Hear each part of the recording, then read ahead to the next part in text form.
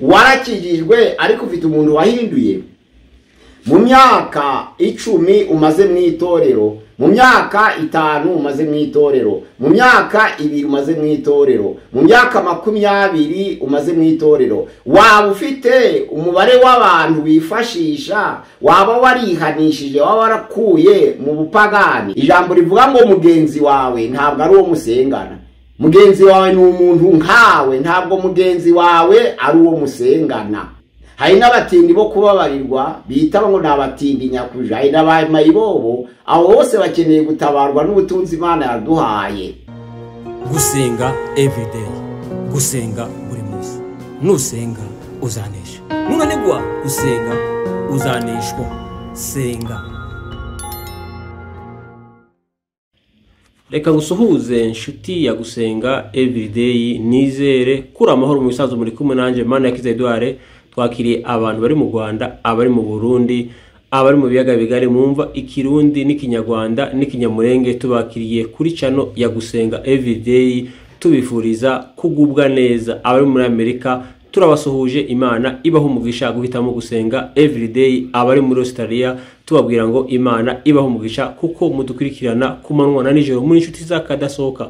Abari mu Burayi turababwiye ngo Imana ibaho umugisha guhitamo gusenga everyday. Abantu muri Aziya mudukurikira turababwiye ngo Imana ibahe umugisha. Mu bisanzwe kuri kamera ya gusenga everyday turi kumwe na dogiteri Pasiteri Mazi Birekuraho. Dogiteri toujours prêt. Okay, merci. Turishimiye ko ugaragara kuri channel ya gusenga everyday. Amakuru y'imisi Pasiteri? Murashima Imana? Sommes bien portant. Okay, nkuko musanzwe kuri kamera gusenga everyday, dutangira dusenga Imana, watangira dusenga Imana ngo twinjire mu kiganiro. Mana turagushimiye, turaguhimbashirize neza uyu mwanya duhaye kubw'urukundo rwawe n'imbabazi. Waraturinze urinda ubugingo bwacu n'ubuzima bwacu mu minsi yacu yo kurama. Turacakomeza na gahunda ya channel ya gusenga everyday, tuvuga ijambo ry'Imana. Turi imbere yawe muri aka kanya, dusabye ubuzuduruki wawe kugira ngo tugende imbere, kandi ijambo rya risho kugera kuri benshi, rinyura imitima ya benshi kugira ngo basho kukugana mu izina rya Yesu Kristo. Amen. Kaze Pasiteri. Turabashimiye abo dusangira ijambo ry'Imana no kuri channel ya gusenga everyday. Twabateguriye ijambo ry'Imana ariko risa no kwibaza. Abantu benshi bibaza niba bazaja mu ijuru, abandi bafite assurance ko bazajayo kubwo kwizera, abandi barashidikanya, abandi bakorera Imana babizi ko batazaja mu ijuru. Uyu munsi rero turaganira ijambo ry'Imana ritubwira ngo ibibazo 12 tuzabazwa twese tugeze imbere y'intebe y'imanza. Ibibazo 12 tuzabazwa twese tugeze imbere y'intebe y'imanza. Turasoma ijambo ry'Imana ryanditswe muri Matayo ibice 19 umurongo wa 27 twumva uko atubwira. Maze Petero aramubaza ati, dore twebwe ko twasize byose tukagukurikira, none se tuzamera dute? Yesu arabasubiza ati, ndababwira ukuri yuko mwebwe abangurikiye mu gihe cyo guhindura byose ngo bibe bishya, ubwo umwana w'umuntu azicara ku ntebe y'icubahiro cye, namwe muzicara ku ntebe 12, mucira imiryango 12 y'Abisirayeli imanza. Ni Petero wabajije, ariko abigishwa bari benshi bibaza ukuntu bazasiga ubutunzi bwo kwisi bagakurikira Yesu, bumva ko bazabona umusaruro uruta ibyo basize. Nibwo yegereye Yesu, yumvise agize umunaniro, avuga ati, Yesu, ko twasize byose tukagukurikira tuzabona iki? Yumvaga ko yihebye, ariko Yesu aramuhumuriza, aravuga ngo abasize byose ni ukuvuga ngo amasambu, abana, amafaranga, ibyimuhira byose kubw'izina ryanje, Yesu yarababwiye ngo bazabihabwa inshuro 100. Ariko ahangara aravuga ngo ubwo byose bizaba bisha, namwe muzicara ku ntebe 12, muciye imiryango 12 ya Isirayeli imanza. Hari ibibazo rero 12 tuzabazwa twese tugeze imbere y'imanza, nibyo turaganiraho. Nifashishije agatabo ka Billy Graham kavuga ngo ibisubizo by'ibibazo twese dufite ibibazo byinshi, ariko nagambiriye guhitamo ibibazo tuzabazwa tugeze imbere y'intebe y'imanza ni 12. Ikibazo cya mbere muri Daniel ibice 12 umurongo waho wa 3 haravuga ngo abahinduriye benshi ku bukiranutsi bazaka nk'inyenyeri iteka ryose. Daniel 12 umurongo waho ni wa 3 haratubwira hati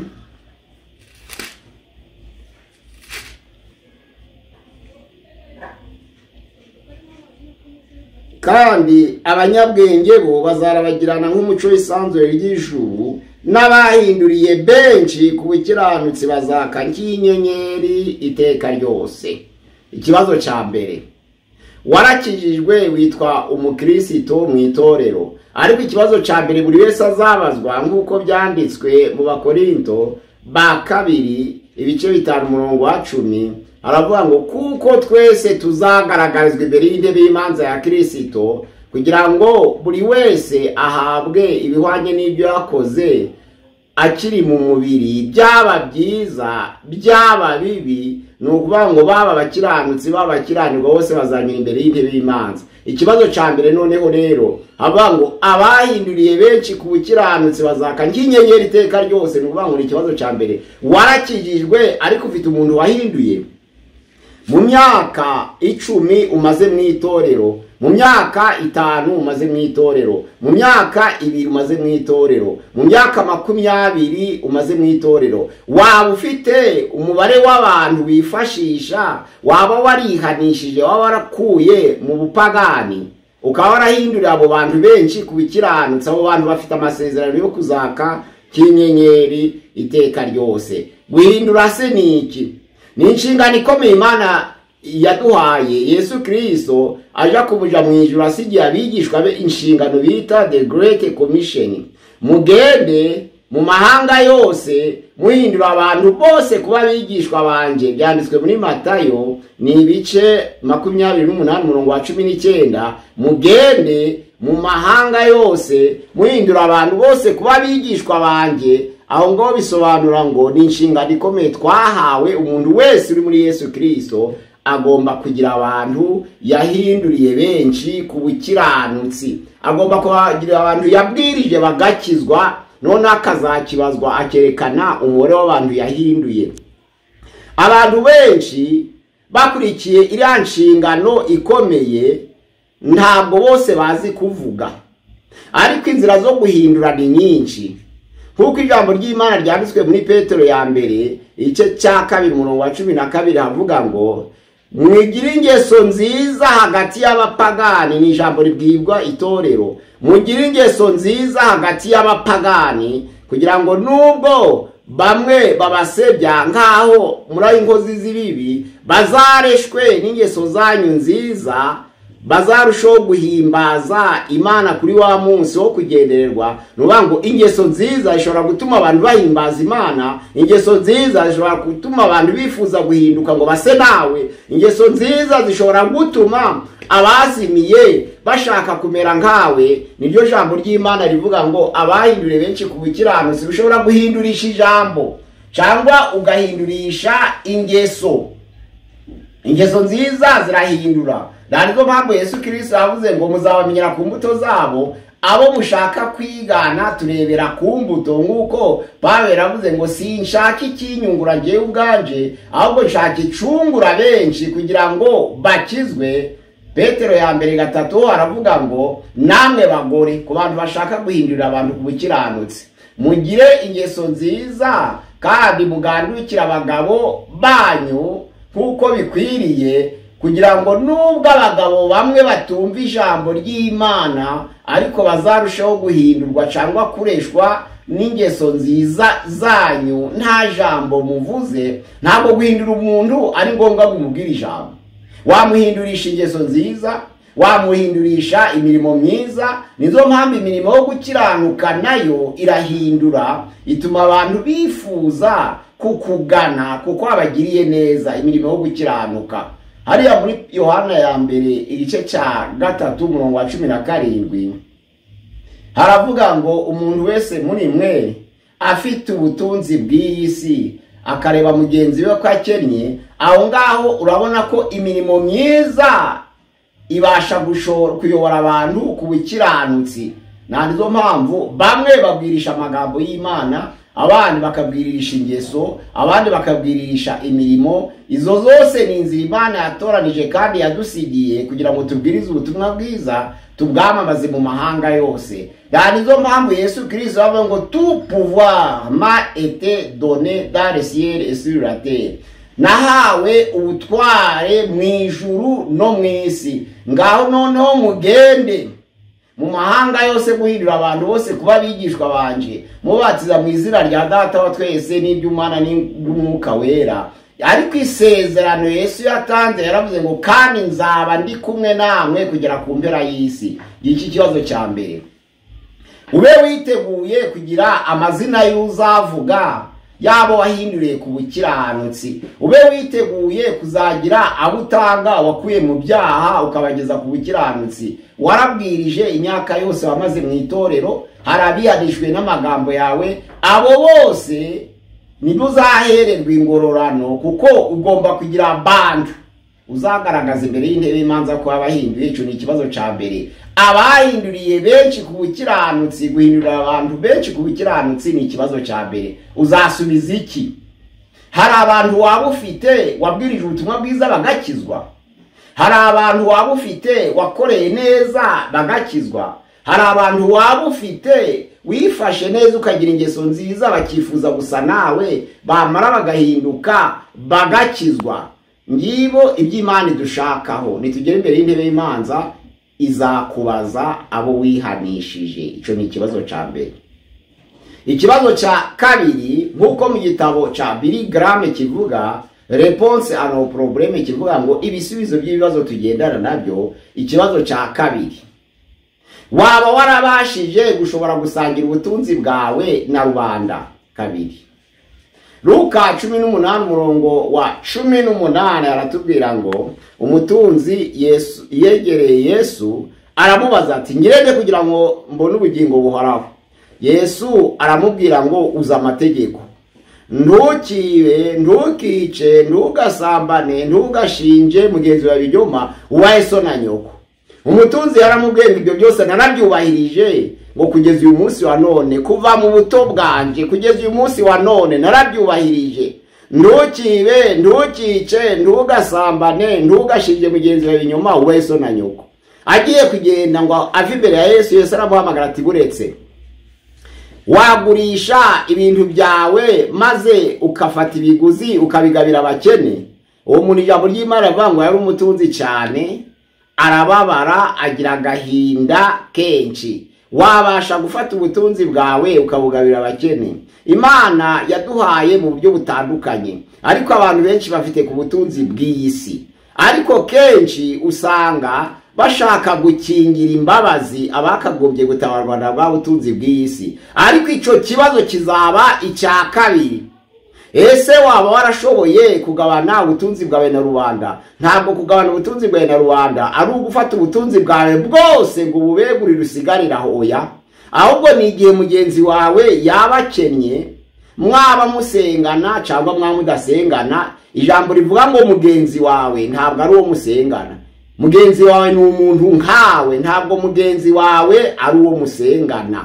Ton proche ntabwo ari uwo musengana, ahubwo ni uwo muhwanye nk'umuntu, akaba akenye, akaba afite ibibazo ku butunzi bw'isi. Wewe Imana ikaba yarakugiriye neza ikaga ubutunzi bw'isi. Ijambo ry'Imana rivuga ngo wamaruka mukingira imbabazi. N'urukundo rw'Imana ntabwo ruba rwarigeze kugera muri wowe gusangira ubutunzi na rubanda. Abantu rero basangira ubutunzi na rubanda nibo bazasubiza neza ikibazo cya kabiri. Ese waba warashoboye gusaranganya iby'Imana yaguhaye muri iyi si? Hari abakene, hari n'abatindi bo kubabarirwa bita ngo n'abatindi nyakuja, hari n'abamayibobo. Abo bose bakeneye gutabarwa n'ubutunzi Imana yaduhaye.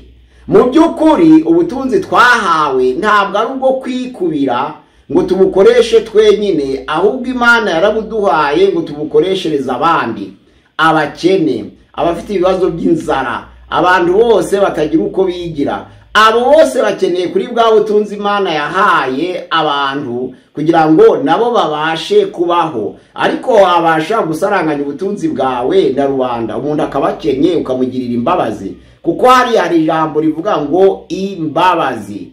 Kandi usomye muri Yohana ya mbere igice cya 3 hariya ku murongo waho ukurikiye wa 18, umva uko hatubwira Yohana ya mbere igice cya 3 umurongo waho n'uwa 18.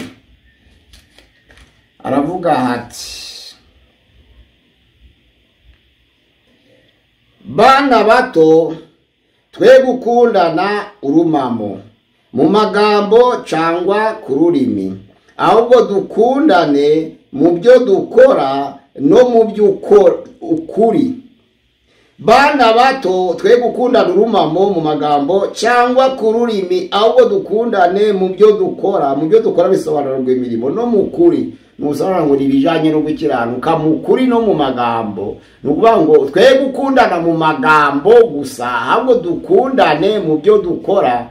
Bisobanura ngo dufashishe ab'isi ku butunzi bwacu bw'isi, kugira ngo abantu bose babukeneye twe kubakingira imbabazi. Icyo kizaba ikibazo cya kabiri. Wari ukize mu isi, wari ufite amafaranga, wari ufite amatungo, wari ufite amazu, ariko hari igihe rimwe na rimwe usanga umuntu atoteza mugenzi we, kandi wenda rimwe na rimwe basengana, akaba akondesha mu nzu imwe mu mazu yawe. Igihe cyo kumwishuka mutoteza, mu by'ukuri atari uko ukeneye amafaranga, ahubwo ari ubugome buri ku mutima. Niba ari inzu yishyurwa 20,000 ukaba mu nzu yubakishwe miliyoni 30, ukamutoteza, ijambo ry'Imana riravuga ngo mbese urukundo rw'Imana rwo rwarugendanye nawe rute? Ijambo ry'Imana riravuga ngo ukunde mugenzi wawe nk'uko wikunda. Waba urishohoje ute? Hariya muri Matayo 7:12 avuga ngo icyo udashaka ko bagukorera nawe ntukagikorera abandi, kandi icyo wifuza ko bagukorera nawe ari cyo uzakorera abandi. Itegeko mu buryo rishobora guhinduka niryo risohoza ibyahanuwe no gukiranuka. Nuvuga ngo muri Matayo hariya ni 7, Matayo 7 umurongo waho n'uwa 12 aravuga ngo nuko ibyo mushaka ko abantu babagirira byose muba ariko mubagirira namwe, kuko ayo ariyo mategeko n'ibyahanuwe. Ayo niyo mategeko n'ibyahanuwe. Waba ufite inka ari mugenzi wawe ukeneye amata, waba ufite amafaranga ari mugenzi wawe ukeneye amafaranga kandi akaba akeneye gutabarwa, ariko ijambo ry'Imana riravuga ngo amategeko n'ibyahanuwe bisohora muri iryo jambo ngo uko wifuza ko abantu bakugira nawe ari kugirira abandi. Ntabwo wakwifuza kusanga bari kurya ngo bakwime, ntabwo wakwifuza kusanga bafite amafaranga ngo bakwime uyakeneye, ntabwo wakwifuza ko hari aborozi mwatura n'abakakwima amata. Ibyo utakwifuza ko abantu bakugirira nawe ntukabikorere abandi.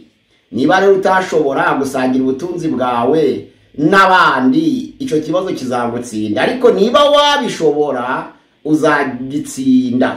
Kunda mugenzi wawe nk'uko wikunda. Kenshi abantu baribwiriza bafashijwe ariko batumvise uburemere bwaryo. Uravuga uti kunda mugenzi wawe nk'uko wikunda, ejo ukaba ufite amazu 2 cyangwa 3, ariko mugenzi wawe ari mu bukonde. Kumukunda nk'uko wikunda kandi wenda muririmbana, ukamwirukana mu bukonde atagira nimwe, ufite amazu 3 kandi uri gutegura kuzubaka iya 4. Kunda mugenzi wawe nk'uko wikunda kugira ngo uzabashe gusubiza kiriya kibazo cya kabiri. Ni ukuvuga ngo abashoboye gusangira ubutunzi bwabo na rubanda bazasubiza ku kibazo cya kabiri. Bene data muri Yesu Kristo, mutekereze ubutunzi Imana yabahaye. Muzirikane bagenzi banyu bafite ubukene, muzirikane abaturanyi banyu baburara buri gihe urya umena. Hari n'abandi batanga ubuhamya ngo Imana yangiriye neza, nabayeho nkura ntoragura ibyo abandi bamenye, ariko duha Imana icubahiro kuko nanjye uyu munsi wa none nsigaye mena. Abo ni abakiriye ubutumwa bwiza bw'ibinyoma. Ntabwo umukristo yamena ibyo kurya kuko abakene bazahoraho. Abakene ibyo kurya barahari. Niyo magambo Yesu yabwiye Yuda muri Yohana ibice 12 ku murongo wa mbere kugeza kwa 8. Yesu yageze iwabo wa Mariya na Marita, ariko ijambo ry'Imana riravuga ngo Mariya afata amavuta y'indatira hagati kitwa narada asuka ku birenge bya Yesu, inzu yose itabamwe impumuro y'amavuta. Ariko Yuda, umwe mu 12 batoranijwe na Yesu, aravuga ati mwaba bagome, aya mavuta arahenda, na amavuta y'idenariyo hagati kitwa narada. Aravuga ati twakagombye kuyagurisha idenariyo 300 kuko dusengana n'abakene, za denariyo tukaziha abakene, ahasigaye itorero rigafashwa rigakomeza gukura no gukomera. Ariko Yesu ko yerekwaga ibi mu mutima y'abantu, aramubwira ati Yuda, ntabwo ari ukukunda abakene, nta n'ubwo wigeze ubabare abakene, ahubwo uri umujura.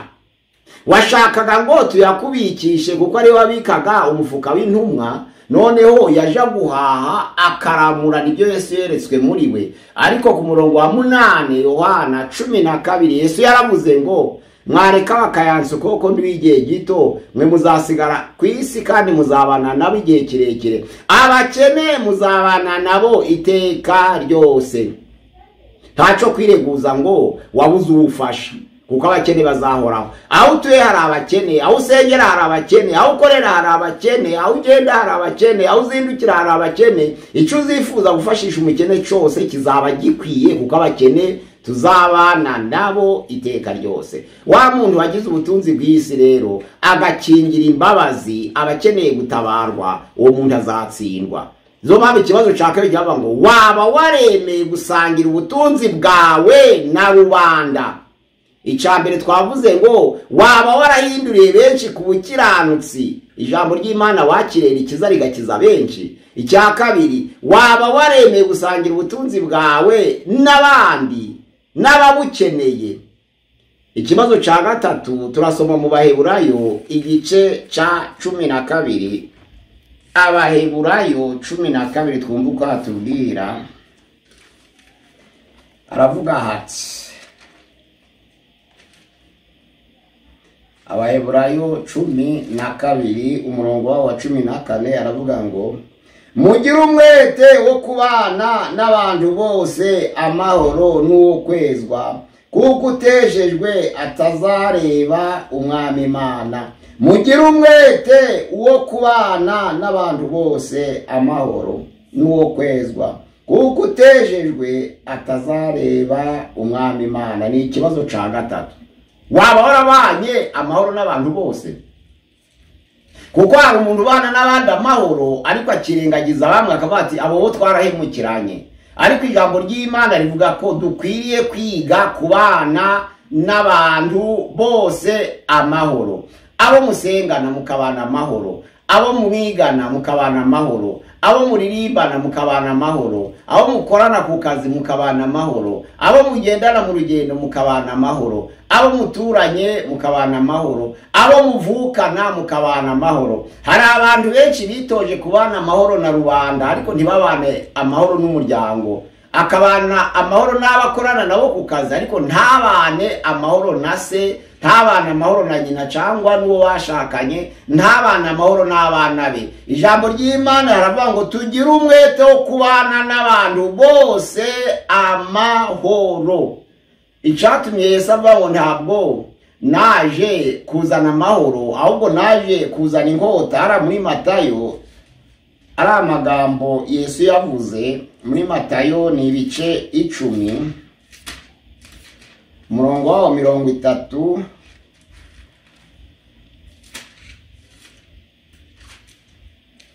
na 4 aratubwira hati, tangiriye kuri 34 Matayo 10 aravuga ngo mwe gutekereza ko nazanye no kuzana amahoro mu isi. Sinaje kuzana amahoro ahubwo naje kuzana inkota, kuko naje gutanya umwana na se, umukobwa na nyina, umukazana na nyirabukwe. Abanzi b'umuntu bazaba abo mu rugo rwe, ubuhanuzi buzasohorera kubarimbuka.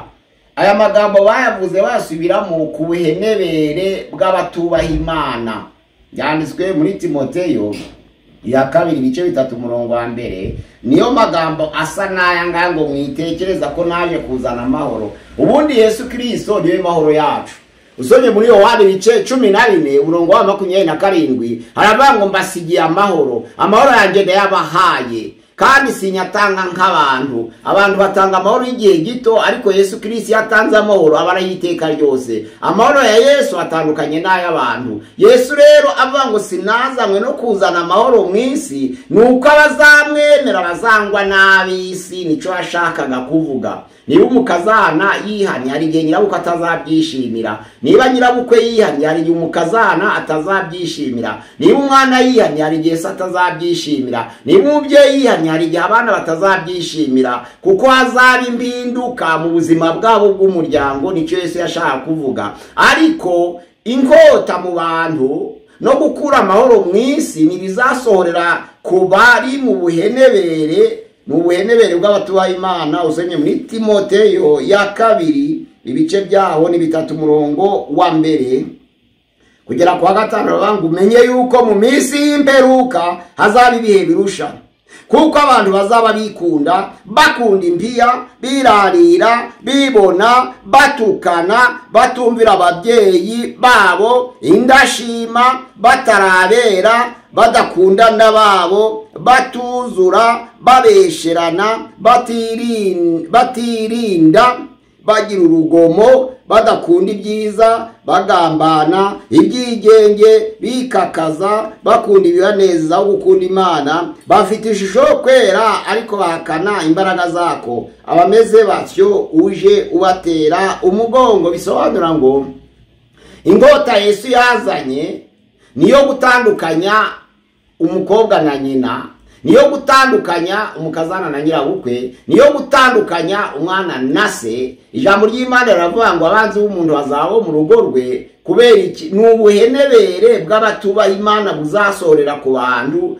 ku b'imperuka. Ariko ntabwo ari abakiranutsi aya magambo yagenewe, kuko nta wakwitwazira ijambo ngo avuge ngo sinumvikana n'umukazana wanjye kuko Yesu yabitwemeye. Ntabwo Yesu yabyemeye, ahubwo Yesu yaravuze ngo uzanyizera azangwa n'ab'isi, kandi mu muryango umwe nanyizera azatotezwa n'ab'umuryango. Nizo mpamvu iyo umuntu yihannye mu muryango mugari kenshi abatagira ica agipfana nabo.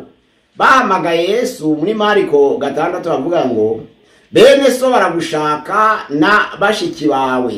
Bahamagara Yesu yari kumwe n'abigishwa be, bari bari kurunguruka bifuza kubonana na Yesu, ariko abigishwa barabwira ati ko bashiki bawe na bene so bagushaka uratekereza iki? Yesu aravuga ati bene data na bashiki banje ni abakora ubushake bw'Imana. Bene data na bashiki banje ahubwo ni mwe, abo dusangiye kwizera. Ni ukuvuga ngo kuko anabavukana na Yesu amaze gutangira umurimo. Byanditswe muri Yohana ibice byaho ni 7. Nabo ubwabo ntabwo babashe kumwishimira kandi bari bavukana nawe. Hano Yohana 7 icyo Yesu yashatse kuvuga gukura amahoro mu isi. Yohana 7 aratubwira hati, hanyuma y'ibyo Yesu aba i Galilaya, ntiyashakaga kuba i Yudaya kuko abayuda bashakaga kumwica. Iminsi mikuru y'abayuda yitwa ingando yenda gusohora, nuko bene se baramubwira bati va hano uje i Yudaya kugira ngo abigishwa bawe barebe imirimo ukora, kuko ari nta muntu ushaka kumenyekana wakorera ikintu mu rwisho, kuko ukora imirimo. Ngaho genda wiyereke abari mu isi bose. Bene se ijambo ry'Imana aravuga ngo babivugiye batyo kuko batamwizeraga. uwitwa Simoni na Yakobo na Yuda n'uwasigaranye izina rya se witwa Yosefu. Abo bose byanditswe muri Matayo 13:55 na 53 ni ukuvuga ngo ntabwo bamwizeraga. Nizo mpamvu Yesu amaze kuja mu ijuru nibwo bumvise ubutumwa bwiza buturutse ku zindi ntumwa barabyakira. Ariko Yakobo mwene se wa Yesu na Yuda mwene se wa Yesu ntabwo ari bariya babaye intumwa, kuko mu ntumwa za Yesu yatoranije harimo Yakobo harimo na Yuda, ariko atari bene se. Akagira na bene se, umwe witwa Yakobo undi witwa Yuda.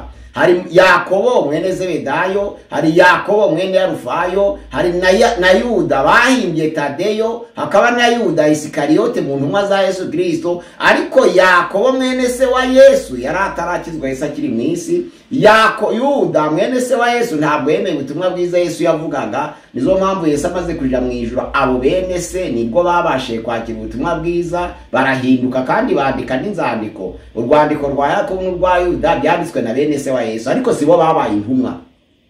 Nizo mpamvu nshaka kuvuga ko iyo wakira ubutumwa bwiza mu muryango, abo muvukana barakwanga, n'abakubyara barakwanga. Yesu rero yaravuze ngo sinaje kuzana amahoro, naje kuzana inkota, kuko abazihana ntibazumvikana n'abatazihana. Ariko ntabwo ari bizasohorera ku bana b'Imana ngo umukazana na nyirabukwe bazangana, oya nta bakristo bangana. Niba bakijijwe ntabwo ibyo bizabasohoreraho, ibyo bizasohorera ku bari mu buhenebere bw'abatubaha Imana. Izo mpamvu hara muri Timoteyo twavuze ibice 3:1-5 havuga ko mu minsi y'imperuka bizaba ari ibihe birusha, kuko ari ibihe biri gusohora ku buhenebere n'ubuhenebere bw'abatubaha Imana. Bazaba bikunda, bazaba bikakaza, bazaba badakunda n'ababo, bazaba bangana, bazaba bagira urugomo, bazaba bagira ishusho yo kwera ariko bagahakana imbaraga z'Imana, bazaba batita ku babo, bazaba badakunda ababo, bazaba bagira ishari. Abo bose ibyo bizabasohoreraho ni ubuhenebere bw'abatubaha Imana. Ariko abazizera Yesu Kristo mu minsi y'imperuka bazatotezwa, bazababazwa. Kubera iki? Kubera hazaba habaye amacakubiri mu muryango, iyo umwe yihanye undi ntiyihane. Ariko icyo nasaba kuri iyi ngingo, kuri iki kibazo cya gatatu, waba warabanye amahoro n'abantu bose? Icyo ni ikibazo buri wese yakweba. Ese nzabana amahoro n'abo nkorana nabo ku kazi, mbana amahoro n'abo mvukana nabo, mbana amahoro n'abo nturanye nabo, mbana amahoro n'abo nsengana nabo, mbana amahoro n'abo duhuje umwuga, mbana amahoro n'abo duhuje akarere, mbana amahoro. Ijambo ry'Imana rivuga ngo bana amahoro n'abantu bose. Niba utabana amahoro n'abantu bose kizagutsinda. Ntabwo dutegetswe kubana amahoro na bamwe, ahubwo dutegetswe kubana amahoro n'abantu bose. Icyo ni ikibazo cya gatatu. Icya mbere ni uguhindura benshi ku bukiranutsi. Icya kabiri ni ugusangira ubutunzi bwawe na rubanda. Icya gatatu ni ukubana n'abantu bose amahoro. Kuko muri Yakobo ibice 3:18 haravuga ngo ariko imbuto zo gukiranuka zibibwa mu mahoro, kandi zikabibwa na babandi bahesha abandi amahoro. Abagira amahoro ndabayifuriza abandi, abagira amahoro ndabategurira abandi. Ariko abategurira abandi amakuba, abo ndo bazabona amakuba. Icyo Imana dushaka ni kugira ngo twitoze kubana amahoro n'abantu bose. Waba utari wabigeraho uyu munsi wa none, ukaba utabana amahoro n'abana wabyaye, ukaba utabana amahoro n'abo ukorana nabo ku kazi, ukaba utabana amahoro n'abo usengana nabo no muri korali, ukaba utabana amahoro n'abo muririmbana, ukaba utabana amahoro n'abakuyobora kwitora. Ariko twitoze kubana amahoro n'abantu bose. Ijambo ry'Imana riravuga ngo tugire umwete wo kubana n'abantu bose amahoro n'uwo kwezwa, kubera ko utejejwe atazareba umwami Imana. Ikibazo cya kane, guhamya. Matayo ni ibice hariya 10, Matayo 10 umurongo waho ni wa 32 aravuga ngo umuntu wese uzampamiriza imbere y'abantu nanjye nzamuhamiriza imbere ya data uri mu ijuru, ariko uzanyihakana imbere y'abantu wese nanjye nzamwihakana imbere ya data uri mu ijuru. Guhamya. Ijambo ry'Imana rivuga guhamya, rivuga kuba warigeze kurengana ariko uzira ibya Yesu Kristo, nk'uko Yohana yavuze amagambo mu Byahishuwe igice cya 1:9. Haravuga ngo njyewe Yohana musangiye amakuba no kwihangana, nari mu kirwa cy'Ipatima bampora ijambo ry'Imana no guhamya kwa Yesu. Nuko ngo habayemo guhamya, haba kuzira ibyo ukora ari gukora iby'Imana. Ntabwo wagiye kwibuga totezwa uri guhamya. Ntabwo iyo uri mu mirimo yawe wihariye ugatotezwa, ntabwo ari uguhamya. Guhamya ni ugutotezwa bakuziza ijambo ry'Imana no guhamya Yesu. Hano ijambo ry'Imana riravuga ngo umuntu uzanyihakana, umuntu agatinya kumpamya imbere y'abantu, nanje nzatinya kumuhamiriza imbere ya data n'abamarayika be. Bisobanura ngo umuntu nanyihakana nanjye nzamwihakana, umuntu nampamiriza imbere y'abantu nanjye nzamuhamya tugeze imbere ya data. Hariya mu Byahishuwe 3 umurongo waho ni wa 5 haravuga ngo unesha ni uzambara imyenda yera, kandi nanjye sinzahanagura izina rye mu gitabo cy'ubugingo, ahubwo nzamuhamiriza imbere ya data n'imbere y'abamarayika be. Bisobanura ngo guhamya ni ikibazo cya kane. Waba warabashe guhamya, cyangwa waba warageze mu makuba ugahakana uwaguhamagaye umuremyi wawe? Yohana iyo ataba intwari agahakana, ntabwo ari kujya mu kirwa cy'Ipatima, kuko aravuga ngo bampoye ijambo ry'Imana no guhamya kwa Yesu. Yadahamya Yesu ntabwo aba yaragiyeyo. Yagiyeyo kubw'ijambo ry'Imana no guhamya kwa Yesu, yatamuhamya ntaba yaragiyeyo. Ariko iyo cy'abantu bakwiriye kuzirikana, Yesu wemeye ushobora guhamya izina rye, ushobora kwemera kumubabarizwa, kuko ijambo ry'Imana riravuga ngo akomeza abigishwa be. Hariya mu Byakozwe n'Intumwa ibice ni 14, Ibyakozwe n'Intumwa 14 umurongo waho ni wa 22. Haravuga hati bakomeza imitima y'abigishwa babahugura ngo bagumirize kwizera, bababwira uburyo dukwiriye guca mu makuba menshi niba dushaka kwinjira mu bwami bw'Imana. Guca mu makuba menshi kubashaka kwinjira mu bwami bw'Imana. Ibice bine Byakoze n'Intumwa, Petero na Yohana bari bamaze gukora igitangaza gikomeye. Bari bamaze gukiza umurwayi wari usagije imyaka 40 yicaye ku irembo ryitwa Ryiza. Ariko abatambyi, abakuru b'urusengero, abasadukayo, kubw'ishari babagiriye barabafata babajugunya mu nzu y'imbohe. Abaturage baraza, bari banejejwe bo n'igitangaza kibaye kuri uwo muntu, kuko yinjiye mu rusengero asimbuka. Ibimubayeho bitangaza abantu. Umuntu asagije imyaka 40. Noneho abaturage bazengurutse inzu y'imbohe yarimo Petero na Yohana, babona abantu baretse kuja mu kazi, baje kureba icabo bantu bazira. Baravuga bati dushaka kumenya ico Petero na Yohana bazira, uretse kuba basenze bakasengera ikirema cari kimaze imyaka isaga 40 kigahaguruka. Ariko abatambyi n'abasadukayo n'abakuru b'urusengero babonye ko byateye impagarara, bahamagara Petero na Yohana. Ni Ibyakozwe n'Intumwa 4 umurongo wa 18. Barababwira bati mubwirize ubutumwa bwiza aho tuyobora hose, mwamamaze Imana yanyu, ntabwo tubahagaritse kubwiriza ijambo ry'Imana. Mubwira abantu ngo muve mu byaha, mureke ubusambanyi buzaja mu ijuru, mukunda Imana, mureke kwiba, mwamamaze ubutumwa bwiza hose, ariko mwe gushiraho ngo mu izina rya Yesu. Barabasubiza bati ntabwo twashobora kwiyumanganya ngo tureke kuvuga ico twabonye kandi twumvise. Iryo zina mudusaba gukuraho mu byo tuvuga niryo ryatumye uyu muntu ahaguruka agakira mu izina rya Yesu.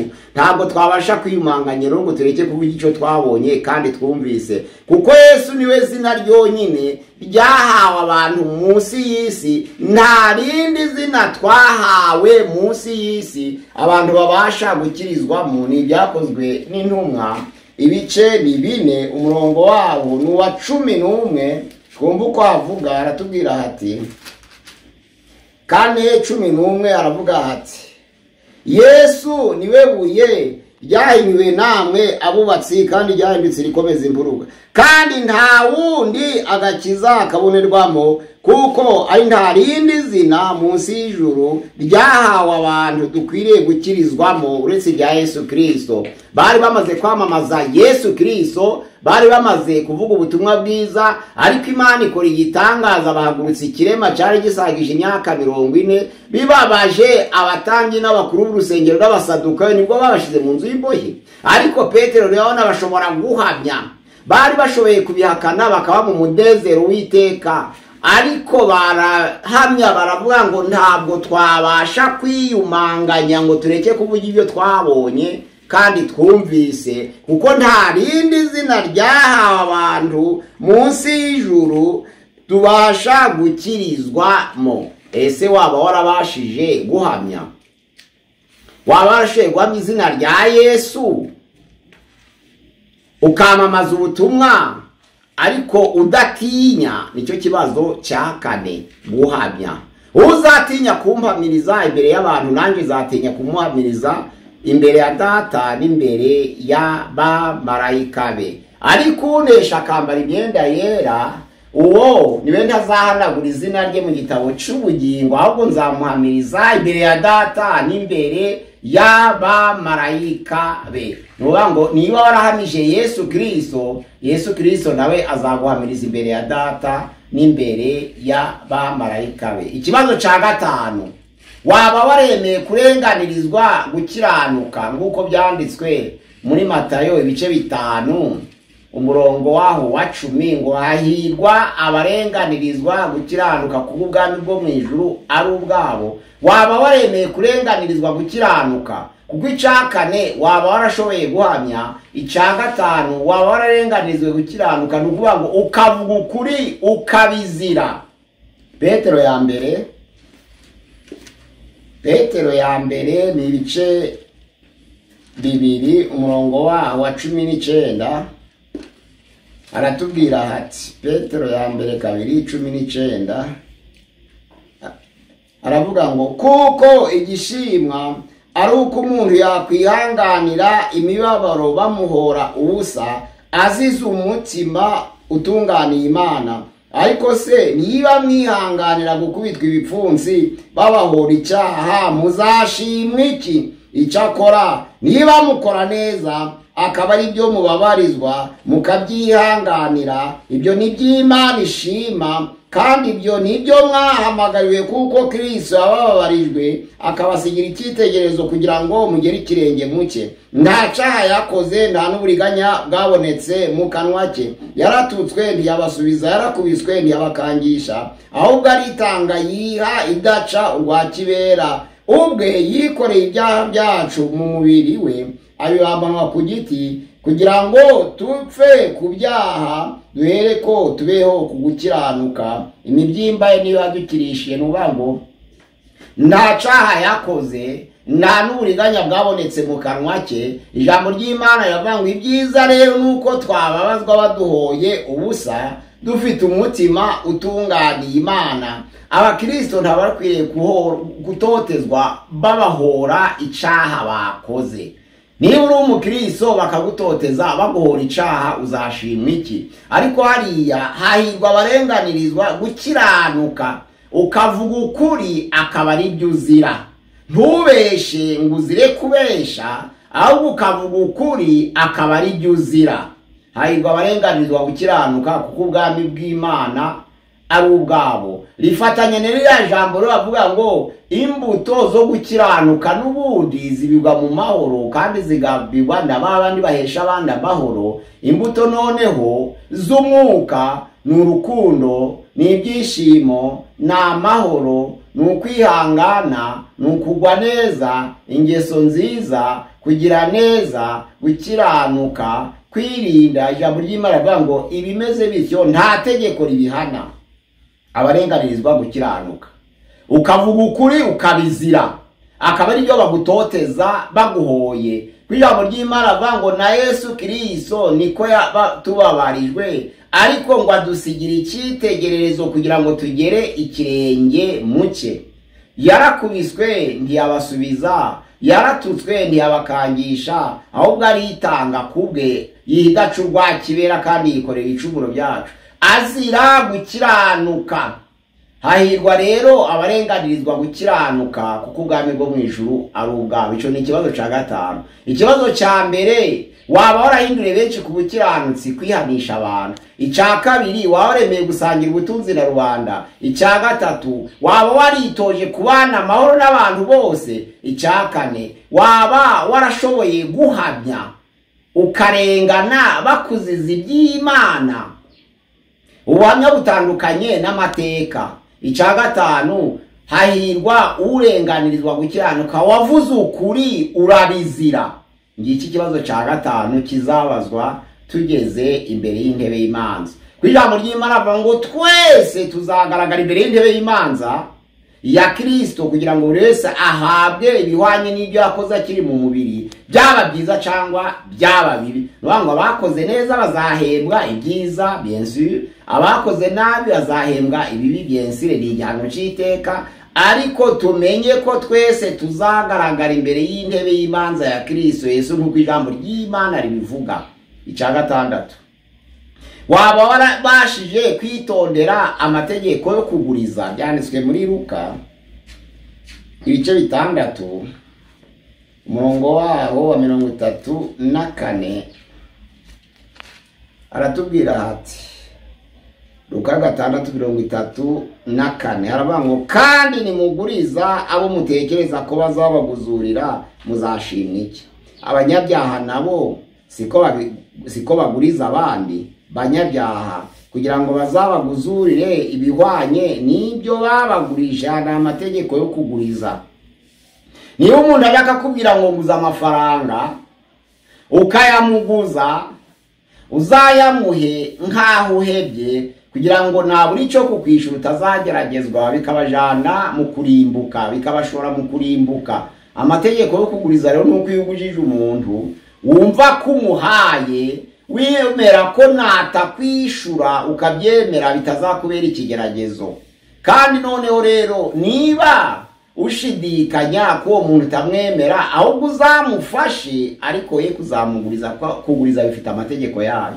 Niba ugurije umuntu rero ntakugarurire, ntukamwange kandi ntukamurege, kuko wamuhaye wemeye nk'aho utanze. Ijambo ry'Imana rivuga ngo niba tugurije abantu tukaba dutegereje ko bazatugarurira, ibyo ngo ni iby'abapagani, bisa n'iby'abapagani. Ni nka kwa kundi ijambo ry'Imana tubwira muri Matayo 5:43 ngo wumvise ko byavuzwe ngo ukunde mugenzi wawe wanga umwanzi wawe, ariko nje ndavuze ngo musabire ababarenganya kugira ngo mwitwe abana b'Imana. Ubwo Imana ubwayo turi babi ituvushiriza izuba kandi ikatuvushiriza imvura, twese tukabibona kimwe. None ijambo ry'Imana rivuga ngo ese nidukunda abadukunda tuzashimwa iki? Abapagani bo ntibakunda ababakunda. Ese nitugirira neza abatugirira neza tuzashimwa iki? Ese abakoresha bikoro ntibabikora?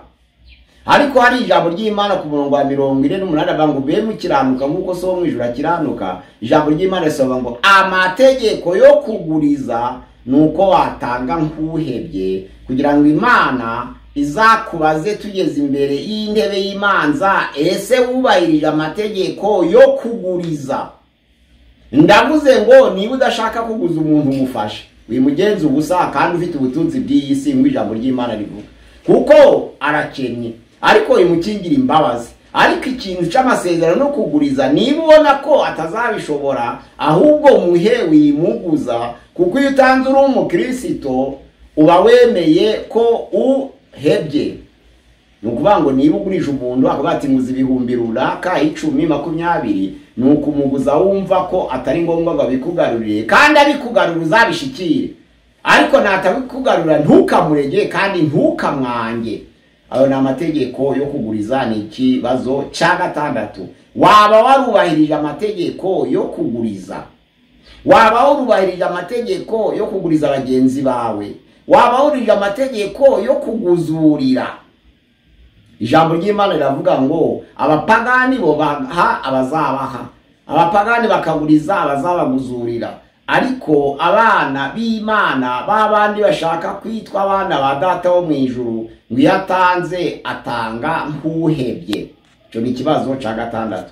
Kibazo cya karindwi, waba warakoresheje impano neza? Ikibazo cya karindwi. Twahaye impano zitandukanye. Hari impano z'umwuka, akaba ni impano z'imirimo dukora. Hari impano z'umwuka, akaba ni impano z'imirimo. Mu Bakorinto ba mbere ibice 12 umurongo waho wa 8 kugeza ku wa 11 aravuga ngo bamwe bahawe impano y'ubwenge, abandi bahabwa impano yo kumenya, abandi bahabwa impano yo gusengera abarwayi, abandi bahabwa impano yo kwizera, abandi bahabwa impano yo gukora ibitangaza, abandi bahabwa impano yo kurondora, abandi bahabwa impano yo guhanura, abandi bahabwa impano yo kuvuga indimi, abandi bahabwa impano yo gusobanura indimi. Mu Baroma 12 umurongo wa 6 bavuga ngo abandi bahabwa impano yo guhugura, abandi bahabwa impano yo kwizera, abandi bahabwa impano yo kwigisha, abandi bahabwa impano yo kugira ubuntu, abandi bahabwa impano yo kuyobora, abandi bahabwa impano yo kugira imbabazi. Impano twazihawe mu buryo butandukanye, ariko tuzihabwa turi benshi mu itorero. Izo zose twazere kugira ngo zibashe kudufasha kugira ngo turusheho gukomeza umubiri wa Kristo Yesu, ariko azikoresheje nk'uko bikwiye. Hari abahawe ubuhanuzi barabucuruza, babukoresha nk'uko Sedekiya akoresha ubuhanuzi cyangwa Hananiya, bagahanura ibyo bateretswe nk'uko Yeremiya yarabivuze hano. Ibice ni 23 Yeremiya 23 umurongo waho wa 16 aravuga ngo uku ni Uwiteka Nyiringabo avuga ati ntimukumvire amagambo abahanuzi babahanurira babigisha ibitagira umumaro, bavuga ibyo beretswe bihimbwe n'imitima yabo bitavuye mu kanwa k'Uwiteka. Bahora babwira abansuzugura bati Uwiteka yavuze ngo muzagira amahoro. N'umuntu wese ugendana umutima unangiye baramubwira bati nta kibi kizakuzaho. Abo ni abakoresha impano bahawe z'ubuhanuzi. Ni impano z'umwuka zikora mu itorero, ariko bazikoresha nabi. Hano kuri 18 ngo ninde bari mu nama z'Uwiteka kugira ngo yumve kandi amenye ijambo rye. Hano kuri 28 Yeremiya hatubwira iby'umuhanuzi Hananiya wahoze i Gibeyoni mu gihe cy'umwaka Sedekiya umwami w'Ubuyuda agitangira kwima. Hari umuhanuzi witwa Hananiya, ariko ijambo ry'Imana riravuga mu kwezi kwa 5 kumwaka wa 4 Hananiya mwene Azuri n'umuhanuzi wahoze i Gibeyoni ambwira mu nzu y'Uwiteka imbere y'abatambyi na rubanda rwose ati uku ni Uwiteka Nyiringabo Imana ya Isirayeli ivuze iti naciye uburetwa bw'umwami w'i Babuloni, imyaka 2 nishira nzagarura ha bikoreshwa by'Uwiteka byose ibyo Nebukadineza umwami w'i Babuloni yakuye aha akabijyana i Babuloni. Angaha ni Yeremiya yahanuye ko abayuda bazamara imyaka 70 mu bunyage i Babuloni. Ni 25 umurongo wa 11 avuga kandi amahanga yose nirishanga muzaja mu buretwa bwa Nebukadinezari kandi muzabakorera imyaka 70. Hananiya ari umuhanuzi wahoze i Gibeyoni yigana Yeremiya ariko ahindura ibihe kugira ngo anezeze abayuda. Aravuga ngo si 70 ahubwo ni imyaka 2 atuma bagira ibyiringiro. Ariko hepfo hari amagambo avuga ngo hano ku murongo wa 5 ngo maze umuhanuzi Yeremiya abwira umuhanuzi Hananiya imbere y'abatambyi n'imbere rubanda rwose rwari ruhagaze mu nzu y'Uwiteka ati birakaba Uwiteka azabigenza atyo. Uwiteka azasohoza amagambo yawe wahanuye yo kugarira ine bikoreshwa by'inzu y'Uwiteka. Ibyo byose n'abajanye ari i Babuloni ari imbohe. Ariko rero wumva ijambo ngiye kukumvisa we na rubanda.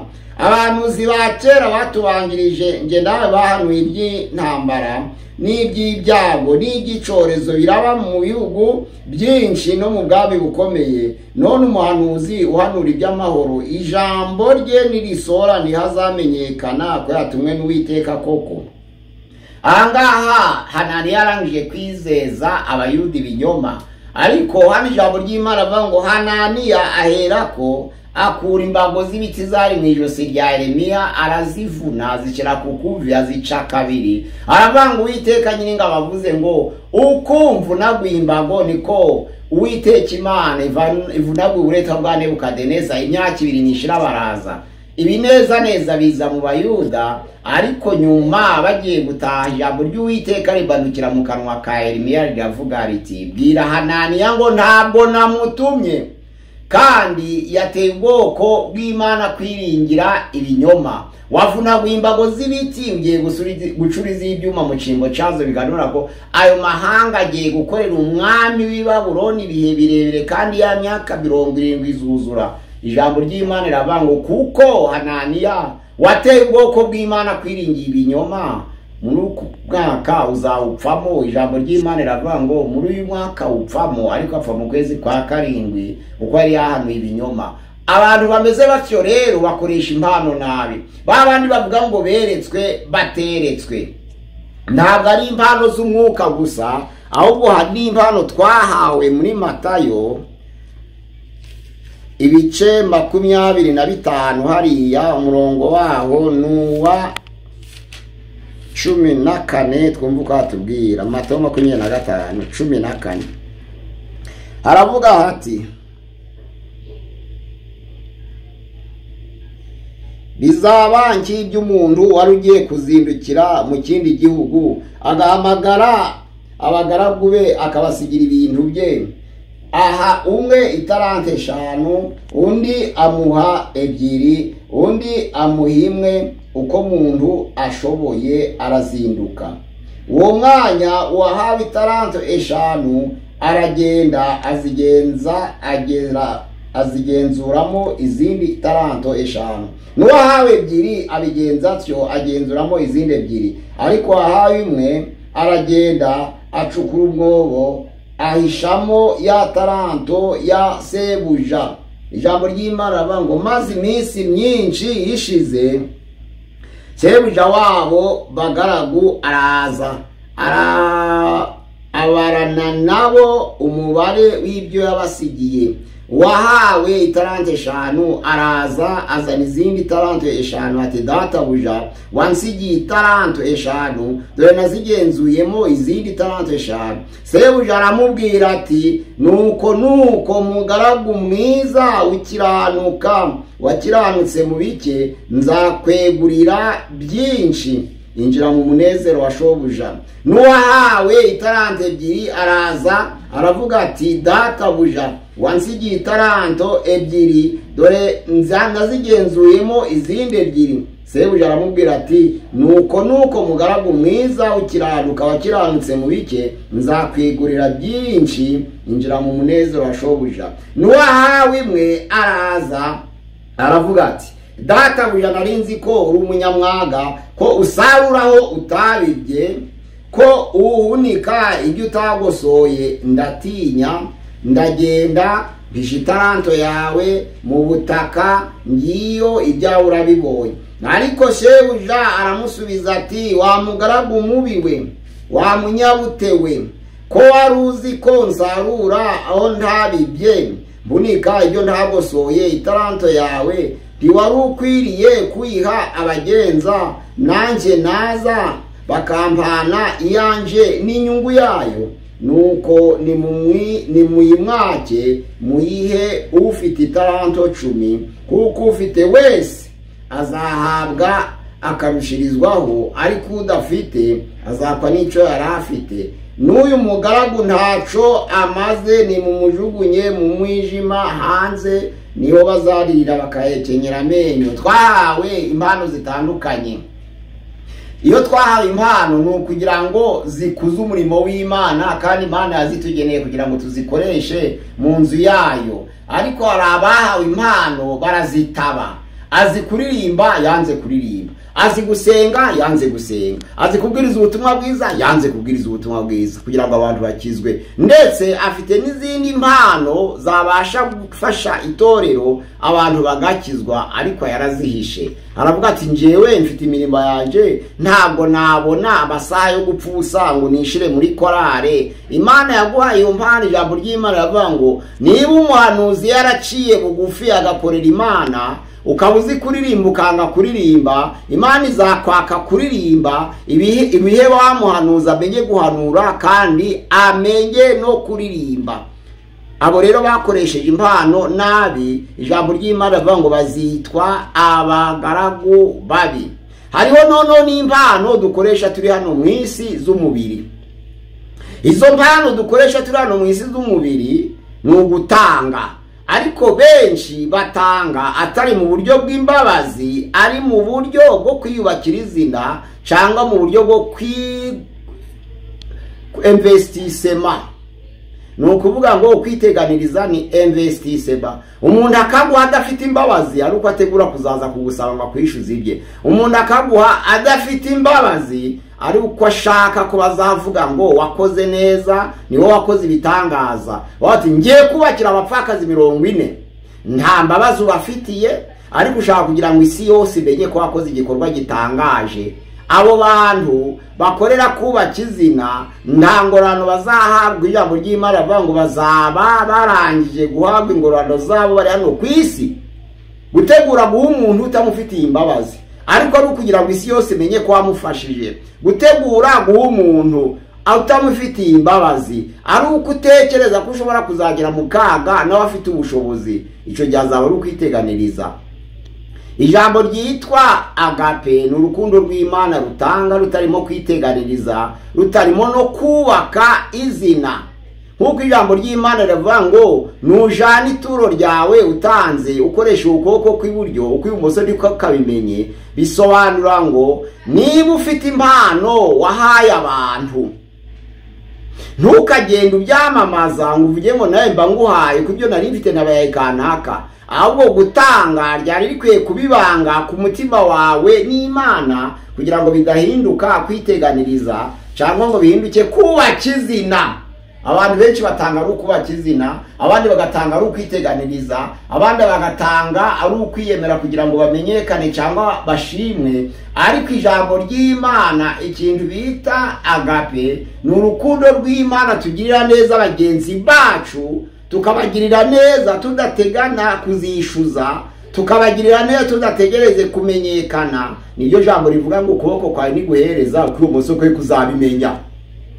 We kuzakanaka kugenda bivuga, we kuzafasha abantu ngo bivuge, ahubwo ukuboko kw'iburyo kwe kuzamenya icyo ukuboko kw'ibumoso kwakoze. Niba ari nko kugiye gutanga ntabwo yabasha kwipfundikira mu kiganza, niba ari nko ugiye kugaba ntabwo wabasha kwipfundikira mu kiganza kugira ngo itagaragara. Niba ari ibyari byo byose, ikintu cyose kiruta ikiganza kitabasha gukwiramo uzagitanga bakirebe. Ntabwo ari cyo Yesu yashatse kuvuga. Yesu yashatse kuvuga ko niba utanze yaba inka, yaba ihene, yaba intama, yaba ingurube, nubwo utabasha kwipfunyika mu kiganza cawe, ariko ntukabivuge. Abantu babibone ko bahereje, ariko ibanga ryo gutanga ribe ku mutima wawe. Nandizo mpamvu Yesu yavuze ayo magambo, aravuga ngo nuhereza ukuboko kw'ibumoso kwe kuzabimenya. Yuda murongo wa 12 haravuga ngo izo ni abo ni intaza mwisangira ry'abera ryo gukundana.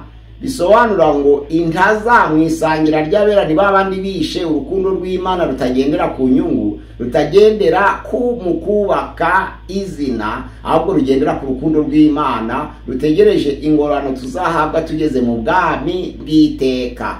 Ese wakoresheje impano neza, zari z'umwuka, wahanuye nk'uko bitegetswe, kuko muri Ezekiel aravuga ngo nuko mpanura nk'uko nategetswe, nuko mpanura. Ezekiel 37 umurongo wa mbere kugeza kuri 12 avuga ngo nuko ku murongo wa 7 mpanura nk'uko nategetswe, umurongo wa 10 nuko mpanura nk'uko nategetswe. Uhanura nk'uko wategetswe, uvuga indimi nk'uko Imana yagutegetse. Ese utanga impano zo gufashanya nk'uko Imana ishaka, cyangwa ari mu bwibone no kwirarira? Ico ni ikibazo ca 7. Ikibazo ca 8 nukuba waraciye mu mibabaro ntucogore. Mu byahishuwe ibice 7 umurongo waho nuwa 14 aravuga ngo ndabaza nti bariya bambaye ibishura byera ni ijambo ry'Uwiteka ryabazaga. Yohana ari gukira cy'ipatu maravuga ngo bariya bambaye ibishura byera ni bande kandi baraturuka he? Ndamubwira nti Uwiteka ni ubizi. Aravuga ati bariya barebe neza nabaturutse mu urya mubabaro kandi bamesha ibishura byabo babyeresha amaraso y'umwana w'intama. Nico gituma bahora imbere y'Imana bakayikorera mu ihema ryayo ku manywa na nijoro. Imana nayo ikababamba w'ihema ryayo. Ntibazicwa n'inzara ukundi, ntibazicwa n'inyota ukundi, ntibazicwa n'izuba ukundi, kuko umwana w'intama uri hagati y'ayantebe azabaragira akawira amasoko y'amazi y'ubugingo, kandi Imana izahanagura amarira yose ku maso yabo. Babandi baciye mu mibabaro ntibacogore. Abaciye mu mibabaro ni benshi, abo bose nabaziraga guhamya kwa Yesu. Niyo magambo yanditswe mu byahishuwe ngo imyuka y'abera umurongo wa 9 munsi y'igicaniro iratakiti ayi mwami Yesu uzageza ryari kudaca amateka no kugira ngo uhorere amaraso yacu yamenye? Ahangaha ni ijambo ry'Imana riravuga ngo abemeye guca mu mibabaro bakazira guhamya kwa Yesu, abo ngabo ni ikibazo. Ese wigeze unyura mu mibabaro urihangana ntiwacogora? Ico ni ikibazo kiri mu byahishuwe 7:14. Imana yacu idufashe kandi idukomeze kugira ngo tumenye ico kibazo ca 8. Ese waba waraciye mu mibabaro?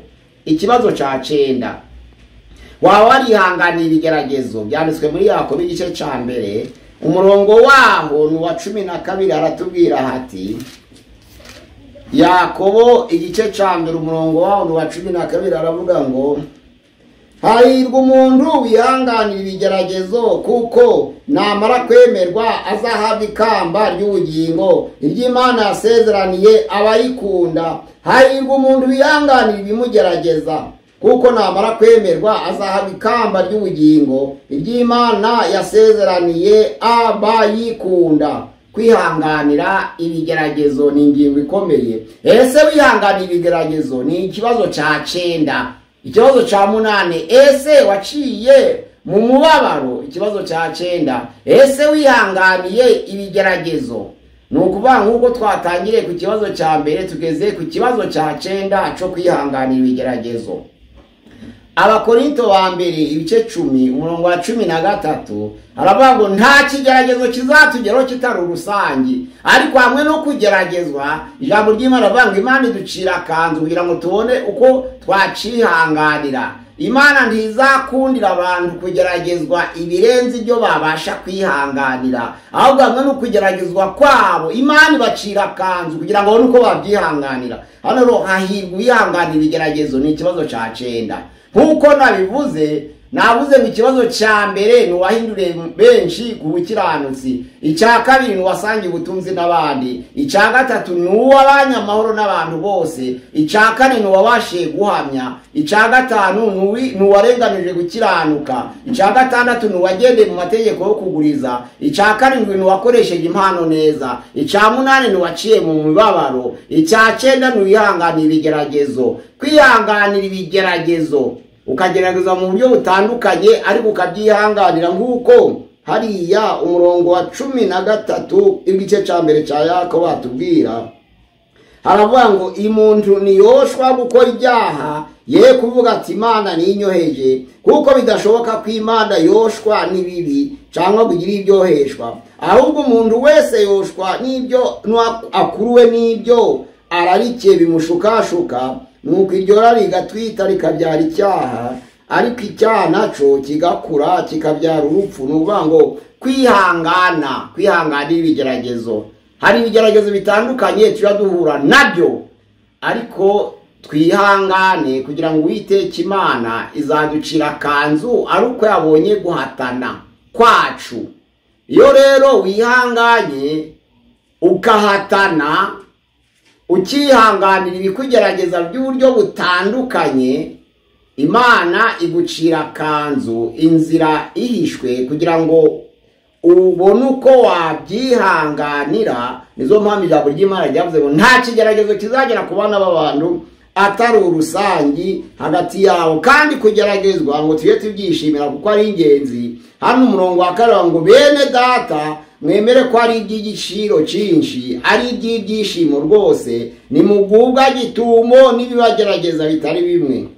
Mumenye yuko kugeragezwa ko kwizera kwanyu gutera kwihangana, ariko mureke kwihangana gusoze umurimo wako, mubone gutungana rwose mushitse mutabuzeho na gato. Mwihangane. None ikibazo ariya ca 10 ni ukurushanwa nk'uko bikwiye.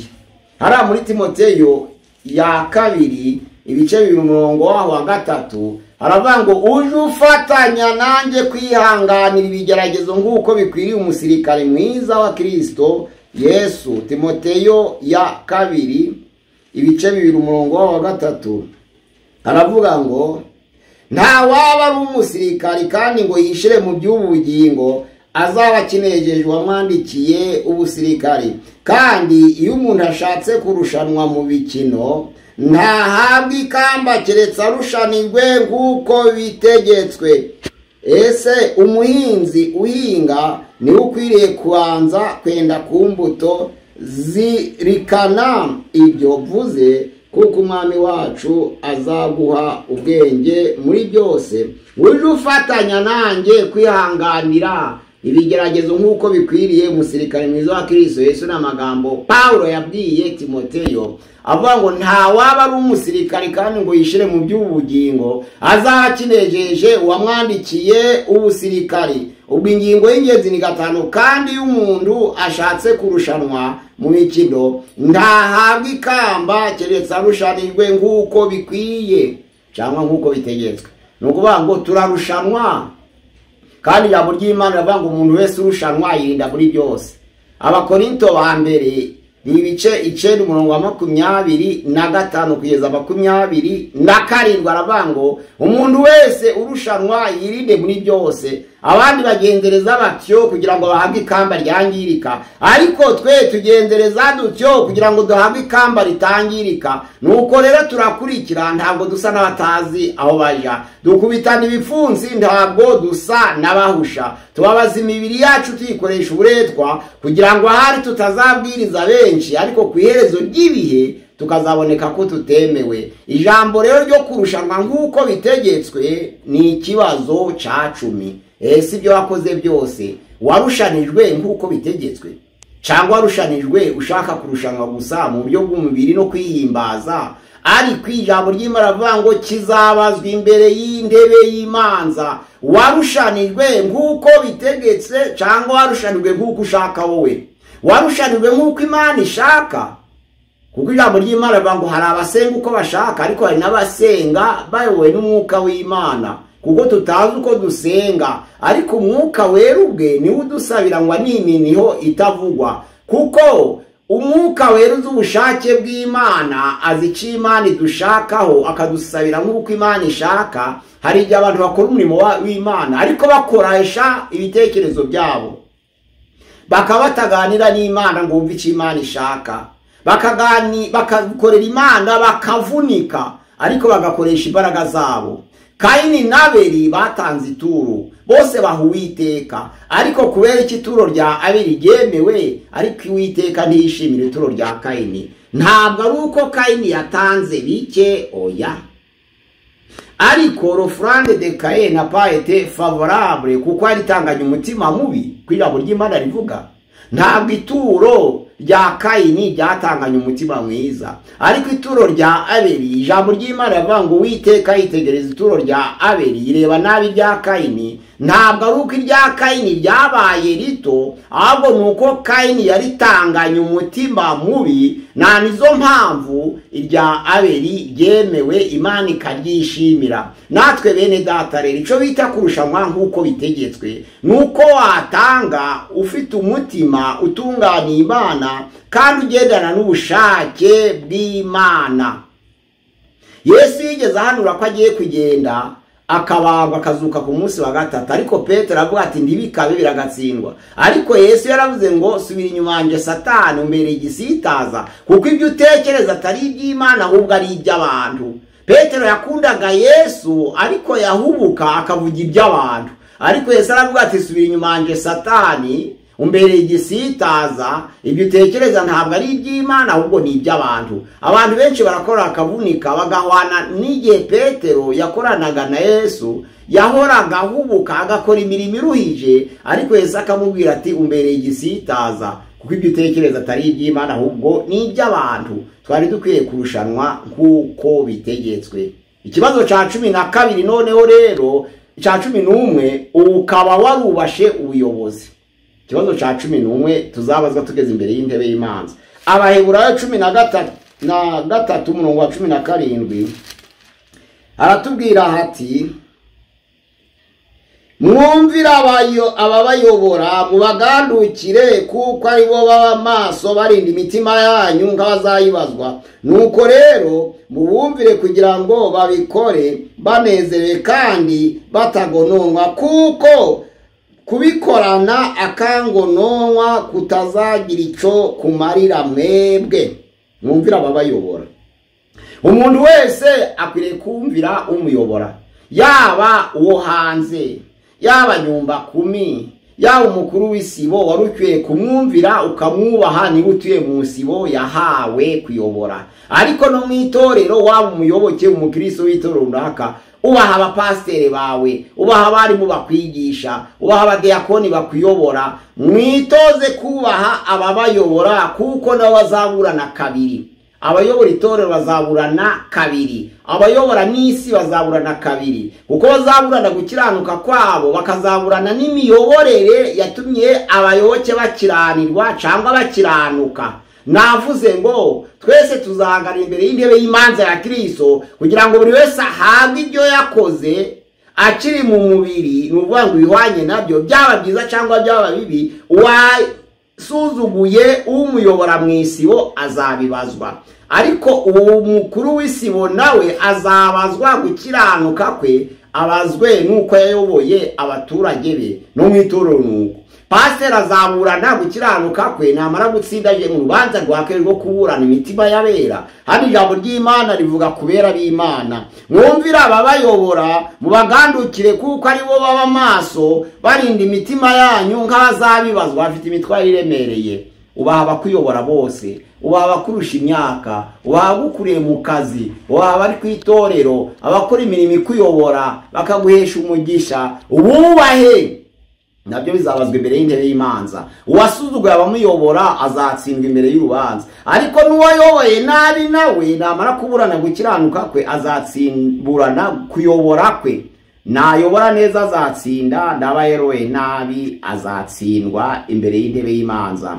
Ikibazo giheruka tugiye kurangirizaho cyanditswe mu Baheburayo ibice ni 6 umurongo waho wa 10 aravuga hati, Abaheburayo 6:10 aravuga hati kuko Imana idakiranirwa ngo yibagirwe imirimo yanyu n'urukundo mwerekanye ko mukunze izina ryayo, kuko mwakoreraga abera nanone mukaba mukibakorera. No mu Bagalatiya hari amagambo asa nabyo. Abagalatiya ni 6 n'ubundi umurongo waho wa 10 aravuga hati nuko rero tugirire neza uko tubonye uburyo abantu bose, ariko cyane cyane ab'inzu y'Imana. Tugirire neza bose uko tubonye uburyo ariko cyane cyane abizi b'Imana nganda bisobanura ko tugomba kwanga batari abakristo ya kuko abo dusengana twirirwana nabo akenshi tukaririmbana nabo tugaterana nabo duhorana nabo tumenya ibibazo byabo vuba ariko ijambo ry'Imana ngo yaravuga ngo Imana yacu yo mu ijuru ntabwo ikiranirwa mwizibagirwa imirimo twakoreye hano ku isi kandi ubwo twakorera gabera na n'ubu tukibakorera bisobanura ngo dukorere abera tudacogora ariko dufashe na bene data dufashe n'abagenzi bacu hari bene data bo mu mwami hakaba n'abagenzi bacu duturanye abo bose twige kubakorera ariko abo mu nzu y'Imana kuko tubana igihe kirekire tumenya ibibazo byabo kare tugatabara kare ariko ijambo ry'Imana rivuga ngo tuzafasha abakristo tureka abapagani tugomba gufasha abantu bose Abaroma 2 umurongo waho wa 7 haravuga ngo abashaka ubwiza n'icubahiro no kudapfa babishakisha gukora ibyiza badacogora Imana nayo ikazabitura ubugingo buhoraho icyo nicyo kibazo kizabazwa nyuma ca 12 cyo gukorera abera abashaka ubwiza n'icubahiro no kudapfa babikoresha gukora neza ariko rero ijambo rivuga ngo badacogora nta gukora neza none ngo ejo bireke ahubwo Imana nayo ikazabitura ubugingo buhoraho mugirire neza abantu bose uko mubonye uburyo ariko cyane cyane ab'inzu y'abera bisobanura ngo tugirira neza abantu bose ariko tubana nabo tukamenya ibibazo byabo kare Imana yacu dufashe igihe bazabaza ikibazo ngo wahindure benshi ku bukiranutsi uberekane wasange ubutunzi bwawe na rubanda ubyerekane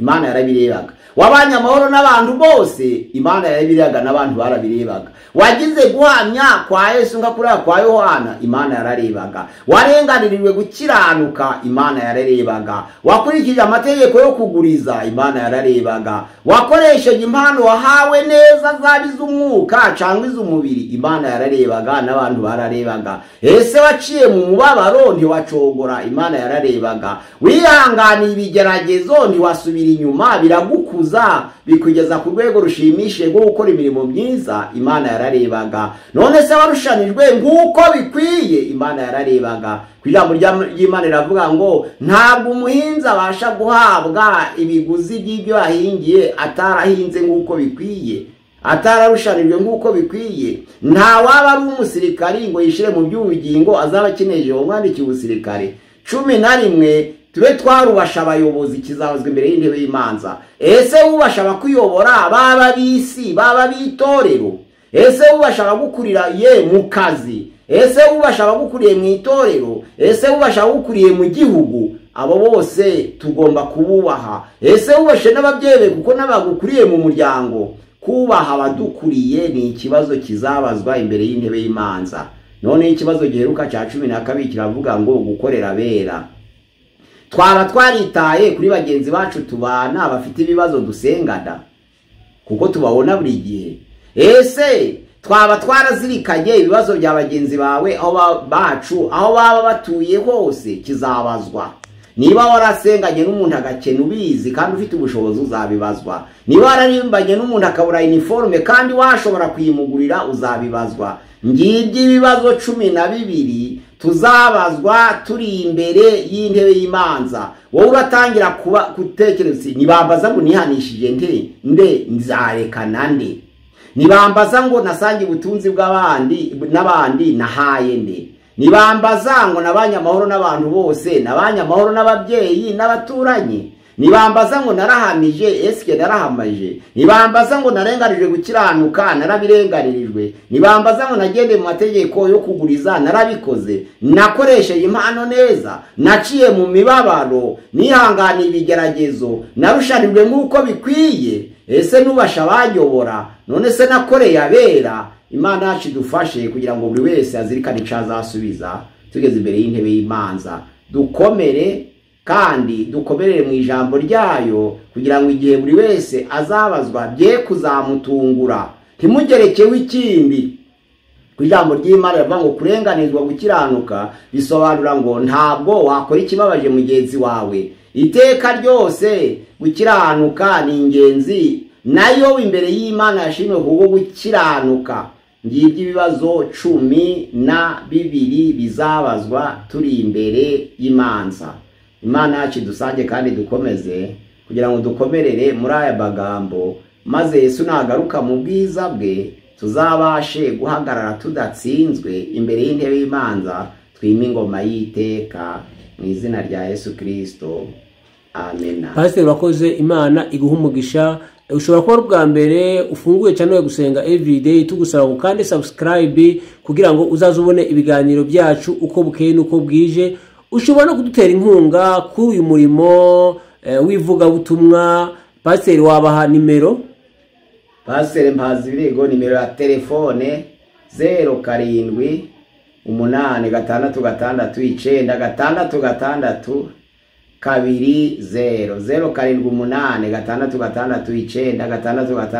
0786696620. Murakoze, Imana iduhane umugisha. Iyo nimero iri no kuri Momo, washobora kudushikira ukotera inkunga. Ushobora kuba ufite igitekerezo wakitugezaho ukagishyira muri comment, cyangwa twandika kuri WhatsApp. Imana iguha umugisha. Pastor wasoza usenga Imana. Mana turagushimiye, turaguhimbaje kuba ijambo ryawe. Twavuze ibibazo 12 tuzabazwa tugeze imbere y'intebe y'imanza, kandi ijambo ryera tugira ngo twese tuzagaragara imbere y'intebe y'imanza kugira ngo buri wese ahabwe ihwanye n'ibyo yakoze akiri mu mubiri, byaba byiza cyangwa se byaba bibi. Ndagushimiye Mana ko umugabane wacu ari uwo guhabwa ibyiza. Tuzabwirize benshi, tubayobere ku bukiranutsi, tuzashobore gusaranganya ubutunzi bwacu na rubanda, tuzashobore kubana n'abantu bose amahoro, tuzabashe guhamya izina ryawe, tuzabashe kurenganizwa gukiranuka, tuzabashe kugendera mu mategeko yo kuguriza, tuzakoreshe impano nk'uko ushaka, tuzabashe kunyura mu mubabaro twe gucogora, tuzabashe kwihanganira ibigeragezo, tuzarushanwe nk'uko bikwiye, tuzabashe kubaha ubuyobozi, tuzabashe gukorera bera. Nshimiye bene data bumve aya magambo hirya no hino mu bihugu bitandukanye, kugira ngo tubashe guhagarara dushikamye, kandi buri wese abashe gutegura kugira ngo Yesu naza twese tuzahabwe ibyiza kandi tuzaje mu mugabane w'abera. Turaguha ingoma y'iteka mu izina rya Yesu Kristo. Amen. Imana ibaho umugisha nawe utaha. Gusenga everyday, gusenga buri munsi. Nusenga uzanesha, nunanigwa gusenga uzaneshwa. Senga.